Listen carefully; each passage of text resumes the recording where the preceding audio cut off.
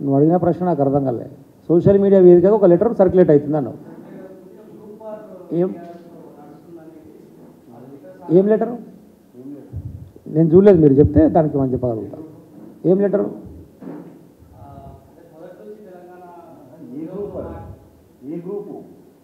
కాదే, లెటర్ ఏంటిది అంటున్నా. ఏం లెటరు అంటున్నా?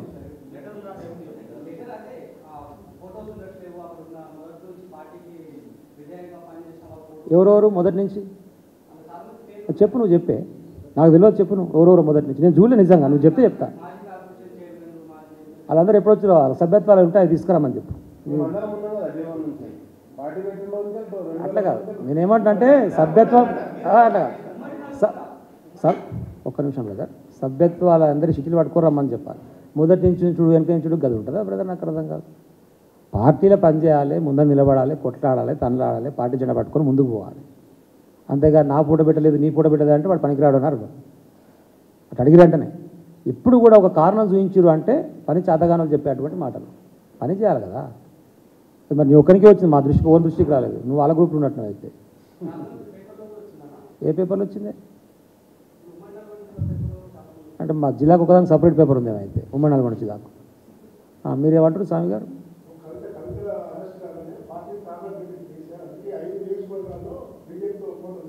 దానికే ఇప్పటిదాకా చెప్పింది నేను. అయితే నువ్వు వినలేంటున్నావు రాహుల్ సార్, ఇప్పటిదాకా మేము చెప్పింది వినలే. ఒప్పందాలు చేసుకోవడం, అమ్ముకోవడం, కొనుక్కోవడం రేవంత్ రెడ్డికి సంబంధించినటువంటి చర్యలు. ఓటుకు నోటుతో స్టార్ట్ చేసినటువంటి చర్య, దాంట్లో దొంగగా దొరికి, రెడ్ హ్యాండెడ్గా దొరికి, దాన్ని మాఫీ చేసుకోవడం కోసమే నా జోలికి వచ్చి నన్ను అరెస్ట్ చేయొద్దని చెప్పడం కోసమే చేవలకి వెళ్ళిసుకపోయి మల్కాజ్గిరి పెట్టాడు. అర్థమైతే లేదానండి? దాననాగేందర్ సికింద్రాబాద్ పెట్టినట్టు అర్థమైతే లేదా? వీళ్ళ ముదిరాజును మెదక్లో పెట్టినట్టు అర్థమైతే లేదా? ఎవరి కోసం పెట్టిన అర్థమైతే లేదా? ఎవరు అమ్ముడు పోయారు అనేది కళ్ళ ముందు కనపడతలేదా? రేపు రిజల్ట్ వచ్చిన తర్వాత కూడా తెలుస్తుందా ఎవరి మధ్యన వారు జరిగింది, ఎవరు కమ్ముడు పోయారు అనేది కళ్ళ ముందు కనపడుతుంది కదా. ఓటుకు నోటుకు దొంగ అయినటువంటి రేవంత్ రెడ్డి తనను తాను కాపాడుకోవడం కోసం, తన పదవిని కాపాడుకోవడం కోసం మోడీతోని చీకటి ఒప్పందంలో భాగంగానే బలహీనమైనటువంటి అభ్యర్థులను పెట్టి బీజేపీకి సహకరిస్తుండు. ఇది వాస్తవం. ఇంకా ఇప్పుడు ఇక సోషల్ మీడియా తీసుకుంటే చాలా ఉంటాయి. ఇప్పుడు సోషల్ మీడియాలో వచ్చింది మీరు చెప్పినట్టుగా మరి నాకోటి ఏంది, వాళ్ళ అభ్యర్థులందరూ కూడా మాకు అక్కడ పైసలు తీసుకొని ఇచ్చినావు నువ్వు టికెట్లు, మేము గెలుస్తట్లేము, ఓడిపోతట్టున్నాం, ఉత్తగానే మాకు 6 సర్వే 5 సర్వే అని చెప్పి మభ్యపెట్టి మాకు పైసలు ఇస్తున్నాం, మా పైసలు మాకే అని చెప్పి ఆయన మీద పంచాయతీ చేస్తారు రేవంత్ రెడ్డి మీద. ఆ కొనుగోలు ఉంటారు, ఆయన పత్తాలు కూడా వీకినట్టు ఆయన కోసం దొరాడుతారు. ఇప్పుడు వచ్చింది నాకు అంటే మరి నరసింహన్న కలుస్తున్నావు కానీ వాళ్ళకి కలుస్తున్నావు, పైసలు తీసుకునే వాళ్ళకి కలుస్తలేవు, నీకు కలుస్తున్నావు కానీ ఎవరికడ పైసలు తీసుకుని వాళ్ళకి కలుస్తున్నారట. రేవంత్ రెడ్డి గారు ఫోన్ ఎత్తలేరు, ఫోన్ దొరుకుతాడు. ఇందాక నేను అనేది అందుకే నేను కలుస్తలేడు ఎవరికి అన్న ఉద్దేశం కదే. వాళ్ళ పార్టీ వాళ్ళు చెప్తే ఆరోపణ, నేను చెప్తుంది కాదు. వాళ్ళు డిఫెన్స్ వాడు వాళ్ళకి అర్థమైపోయింది. 14 చేస్తే ముదిరాజు మంత్రిని చేస్తా అంటే నీకు అర్థమవుతలేదా అని. అది గెలిచేది లేదు, వీళ్ళు చేసేది లేదు. ఒకటే గెలిచిన పాప మా మవ్వు గారిని చెప్తే మరి చెప్పాలి కదా నేను చేస్తే నీకు అవకాశం ఉంటాయి అని చెప్పేసి. అది వదిలిపెట్టి 14 చేస్తే 14 గెలవదు అంటే ముదిరాజు మంత్రి చేయడం ఆయనకి ఇష్టం లేదు. అయితే అర్థమవుతూనే ఉండే.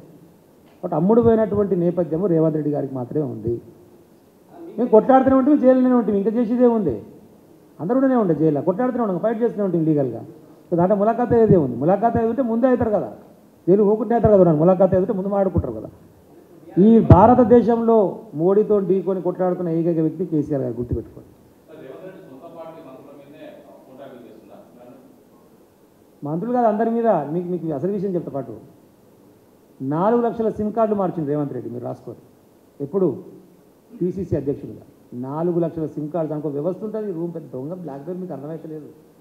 4 లక్షల సిమ్ కార్డులు పెట్టుకొని ఆ సిమ్ కార్డులతో ఎవరికి బ్లాక్మెయిల్ చేయాలి, ఎవరికి ఫోన్ చేయాలి, ఎవరిని బెదిరియాలి, సొంత పార్టీల మీద ఎట్లా ఫోన్ ట్యాపింగ్ చేయాలని చెప్పి చేసే ముఖ్యమంత్రి అయ్యే ముందర హోటల్లో పెట్టుకున్నప్పుడు కూడా ఎవరికి మాట్లాడుతున్నాని చెప్పి ట్యాపింగ్ చేసినాడు వాడే. ఈ ఫోన్ ట్యాపింగ్ బ్లాక్మెయిల్ ద్వారానే ముఖ్యమంత్రి అయినాడు వాడు. అసలు సంగతి అది. వాళ్ళ నాయకులంగా అదే రాదురిపోయి ఒకడొకటి మీ మీద బోర్న పడి ఏడుస్తారు పాపం, వాళ్ళ బాధలు చెప్పుకుంటారు. మీకు అదిస్తారు కదా వాళ్ళని, అంత దొంగ. ఇది వాస్తవం.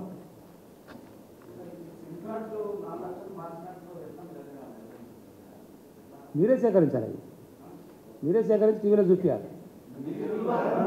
సేకరించాలి కదా. అట్లా కాదే, ఇన్వెస్టిగేషన్ సెంటర్ చేయవాను నువ్వు అంటున్నా నేను, అంటున్నా నేను తీయే. అందుకనే నేను చెప్పిన వాస్తవంగా తీ. కాంగ్రెస్ దగ్గరనో ఆ సెక్రటరీ దగ్గర మీ రిపోర్ట్ ఉంటారు కదా, అడుగుమని చెప్పు. ఆయన చెప్పిన వ్యవస్థ అబద్ధమైతే చెప్పమని చెప్పు, అబద్ధమని చెప్పి. నేను చెప్తున్నా కదా.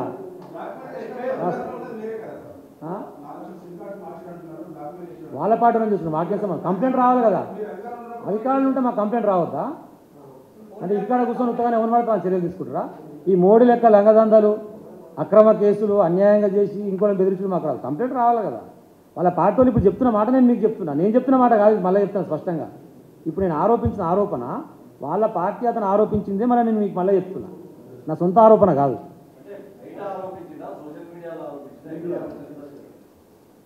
అన్నిటిలో ఆరోపించింది. నేను పంపిస్తాను. అనిపించకపోతే అది నీ తప్పు, నా తప్పు కాదు కదా. కాదే.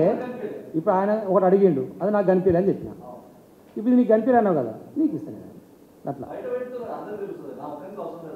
నీకు అవసరం లేకపోతే అవసరం లేదు, ఇంకేముంది. చెప్తున్నా కదనే నేను అంటున్నా. నేను వాళ్ళ పార్టీ నేతలు ఆరోపించిన దాన్నే నేను చెప్తున్నా.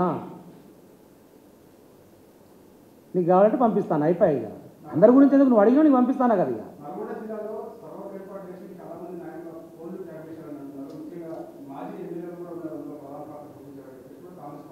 ఎవరు చేసిరు?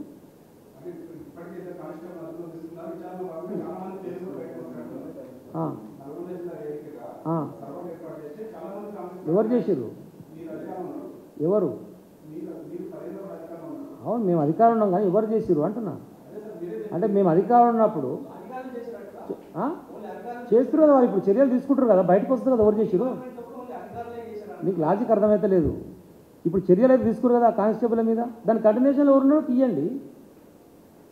ఇప్పుడు అధికార పార్టీ ఉన్నప్పుడు ఎక్కడో ఒక మర్డర్ జరిగిన, ఎక్కడో మానవ అన్ని అధికార పార్టీ చేసినట్టు ఇట్లా గమ్మత్తుంది. మీ క్వశ్చన్ నాకు అర్థం కాదు. ఎవరు చేసిన వాళ్ళ మీద చర్యలు తీసుకుంటారు కదా, వాళ్ళ కంటిన్యూషన్ తీస్తారు కదా మొత్తం. అది అయిపోయింది క్వశ్చన్. Next question.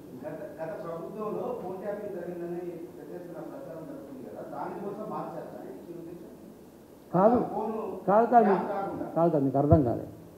వారు చెప్పినటువంటి మాట ఏంటంటే, ఆయన పీసీసీగా ఉండి వాళ్ళ నాయకులనే బ్లాక్మెయిల్ చేసుకుంటూ ఆయన ముఖ్యమంత్రి కావడానికి అడ్డం పడుతున్న వాళ్ళని పక్కదో పట్టించడం కోసం వాళ్ళ మీదనే నిఘా పెట్టి వాళ్ళకి మాట్లాడే ఫోన్ మళ్ళీ ఇంకో నెంబర్ నుంచి రాకుండా ఉండడం కోసం సిమ్ కార్డు మారుస్తూ వాళ్ళని బ్లాక్మెయిల్ చేసినటువంటిది ప్రధానమైన ఆరోపణ.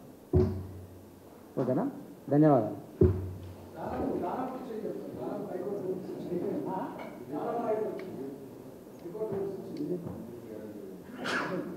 ఏమంటారు?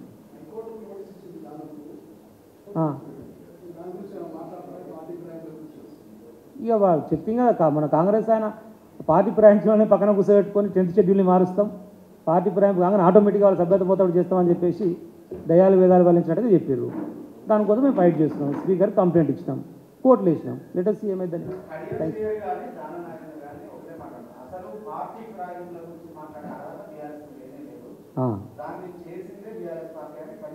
అవు కేసీఆర్ కంటే ముందు అసలు పార్టీ ఫిరాయింపులు లేవు.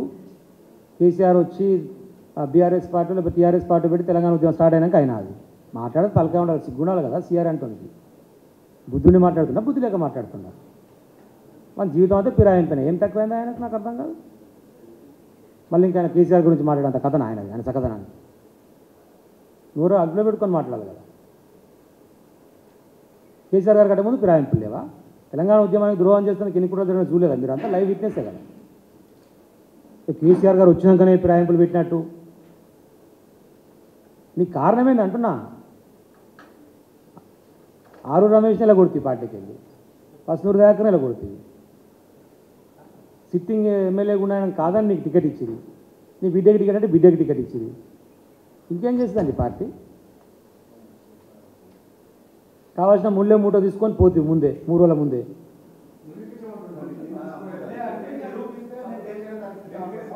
అడుగురానని కాదని చెప్పాను, అడుగురాని అంటున్నా. చెప్తున్నాం కదా మేము. ముళ్ళే మూట తీసుకొనే పోయిండు, వాస్తవం అది. ఇంకా ఈ కారణం వచ్చి చెప్పనా నీకు? బీఆర్ఎస్ పార్టీకి వస్తే కూడా టీడీపీలోకి వెళ్ళి ముళ్ళే తీసుకొని వచ్చిండు, అది కూడా చెప్తున్నా పెట్టుకోవాలి. ఆ బిడ్డ పెళ్ళిలో కొడుకు పెళ్ళిలో అయితే అప్పుడు బాబు కాని తీసుకొనే వచ్చాడు, అది కూడా చెప్తున్నా రాసుకోరి. కాదని చెప్పని చెప్పి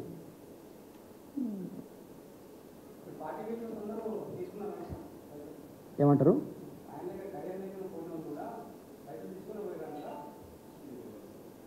మీతో ముచ్చట చెప్పలేగా నేను.